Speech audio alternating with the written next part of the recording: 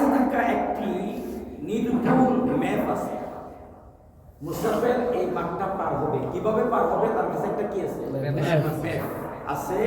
হ্যাঁ, দিক নির্দেশনা যন্ত্র আছে। ধরেন যাকে তাকে মরিচিকা ভুল পথ থেকে বাঁচিয়ে তাকে সরল পথে নিয়ে যাবে, এটাকে বলে ঈমান। এটাকে কি বলে? ঈমান। আর নেক আমল কাকে বলে? শুধু ম্যাপ থাকলে হবে না।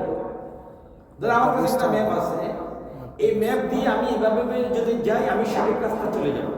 তো ম্যাপ নিয়ে বসে থাকলে হবে? ঈমান। এটাকে বলে ঈমান। ঈমান নিয়ে বসে থাকলে হবে? এবার কি করতে হবে? নেক আমল করতে হবে। নেক আমল কি? ম্যাপ যেভাবে যেভাবে আমাকে দেখিয়েছে সেভাবে সেভাবে আমাকে হাঁটতে হবে। যদি হাঁটি তাহলে আমি মরুভূমি পার হতে পারবো, নতুবা পার হতে পারবো না। এটাকে বলে নেক আমল। আবার শিক্ষা কি? আমার আপনার শিক্ষা কি? নেক আমলের সাথে ওয়াতাওয়াসাউ বিল হক ওয়াতাওয়াসাউ বিস সাবর। শিক্ষা হলো সঠিক বিশ্বাস।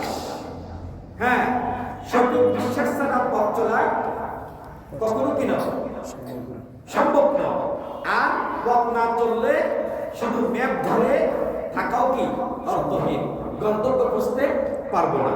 তারপরে উপমা হলো মৌমাছির একটা উপমা মুফাসসিরিন কেরাম দিয়েছেন, আপনি আশ্চর্য হবেন।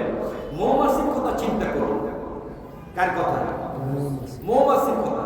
মৌমাছি এমন একটা আল্লাহর মাধ্যম। মৌমাছির কথা যদি চিন্তা করে কেউ, সে শুধু মৌমাছির কথা চিন্তা করলে পুরো রাষ্ট্র পরিচালিত হতে পারবে।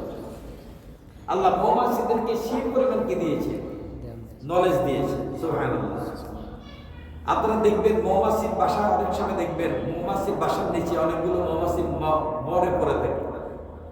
মরা মরা মৌমাছি নিচে পড়ে থাকে। মানে কি? এরা নিজে নিজে মরে না, এদের হত্যা করা হয়েছে। কেন জানে? হ্যাঁ, মৌমাছির বাসা ঢোকার সময়, মৌমাছির বাসা ঢোকার আগে অনেকগুলো পুলিশ, আর্মি, র্যাব সেখানে দাঁড়ায় থাকে। মৌমাছি র্যাব, মৌমাছি পুলিশ। সুবহানাল্লাহ বলবেন। আল্লাহ নিজে বলছেন, আল্লাহ কোরআনে বলতেছেন, ইয়াখরুজু মিন বুতুনিহা শারাবুন মুখতালিফুন আলওয়ানুহু ফীহি শিফাউন লিন-নাস। মধু যে শিফা, কিভাবে শিফা? এখন আল্লাহ মৌমাছির মধ্যে কি পরিমাণ জ্ঞান দিয়েছে। মৌমাছির বাসার সামনে মৌমাছি অলরেডি পুলিশ বাহিনী সেখানে দাঁড়িয়ে।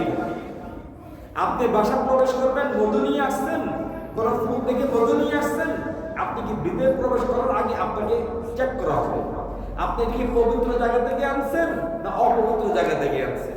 সুবহানাল্লাহ। যদি আপনি অপবিত্র জায়গা থেকে আনেন তাহলে আপনাকে তারা কি কড়া ভাবে শাসন করতে বলবে, আর কখনো ভুল করবে না।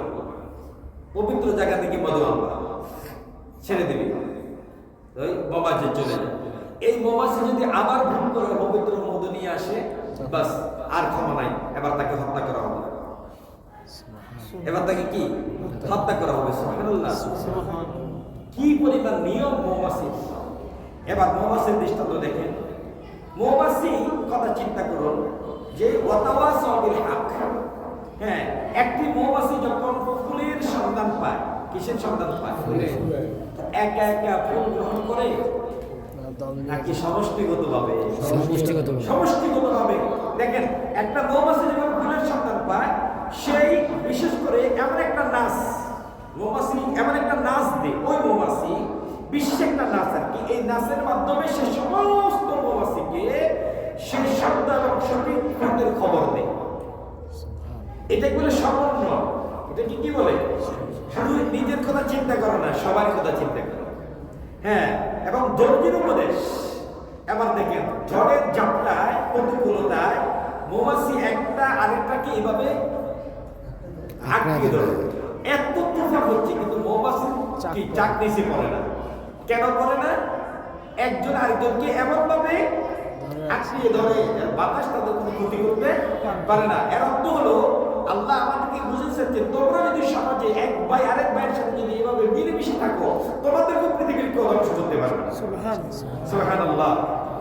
প্রিয় ভাইরা আমার, বর্তমান সমাজের অস্থিরতা আর ক্ষতির স্রোত থেকে বাঁচতে এই চারটি মূলনীতি যদি আমরা একটি কম্পাস, ইমান ইমান একটি পাথেয় নেক আমল, আরেকটি কি মূলনীতি। যদি আমরা এক নম্বর হলো কি কম্পাস, কম্পাস তো বুঝেন কি বলেন তো, মাপার যন্ত্র, হ্যাঁ দিক নির্দেশনা, দিক নির্দেশনা। কেবলা কোন দিকে আছে, কম্পাস আছে না, কেবলা সেদিকে দেখা দেয় না, দিক নির্দেশনা, এটাকে বলে ঈমান। আর হলো পাথেয় নেক আমল। 3 নম্বর হলো কি আলো, হকের আদেশ, হকের উপদেশ। আরেকটা হলো কি ঢাল, ঢাল হলো ধৈর্য। একটা কি বলছে ভাই কম্পাস, 2 নম্বর পাথেয়, 3 নম্বর আলো, 4 নম্বর হলো ঢাল। এই চারটি যখন আপনার সাথে ফিট থাকবে, পৃথিবীর কোনো শক্তি আপনার কোনো ক্ষতি করতে পারবে না। সুবহানাল্লাহ। তারপরে গিয়ে ঈমান, আমল, হকের ওসিয়ত, ধৈর্যের ওসিয়ত, এই চারটি মূলনীতি নিয়ে যদি পৃথিবীর কোনো মানুষ জীবন চলে, তার জীবন চালায়, তার পরিবারকে চালায়, সে কখনো বিপদের সম্মুখীন হবে না। এই জন্য হযরত ইমাম শাফিঈ রাহমাতুল্লাহ আলাইহি বলেন, এই চারটি মূলনীতি, এই সূরা যদি কেউ যদি নিজের জীবনের সাথে বাস্তবায়ন করে, তার জন্য যথেষ্ট, আর তার জন্য কিচ্ছুর প্রয়োজন নেই। প্রিয় ভাইরা আমার, এতক্ষণ পর্যন্ত আমরা আজকে 4 সপ্তাহ, প্রায় আজকে 4 সপ্তাহ